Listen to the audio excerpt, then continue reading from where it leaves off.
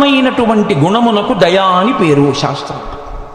నాకు భూతదయ ఉందనుకోండి, భూతదయ ఉంది అని గుర్తు ఏమిటంటే, నేను ఏ కారణం చేతనో విద్యుత్ తీగల మించి విద్యుద్ఘాతం తిని కింద పడిపోయినటువంటి కాకైనా సరే అయ్యయ్యో అని వెళ్ళి కాసి నీళ్లు చల్లి గబగబా తీసుకొచ్చి దాన్ని ఇంట్లో పెట్టి కాసిన నూకలో ఏవో పోసి తినిపించి పర్వాలేదు దీనికి స్వస్థత కలిగింది అన్ననాడు పట్టుకెళ్ళి ఆ కాకిని విడిచిపెట్టేశాను అనుకోండి, అప్పుడు నా యందు ఉన్నటువంటి భూతదయానబడేటటువంటి గుణము ఆచరణాత్మకముగా వ్యక్తమైతే దయ.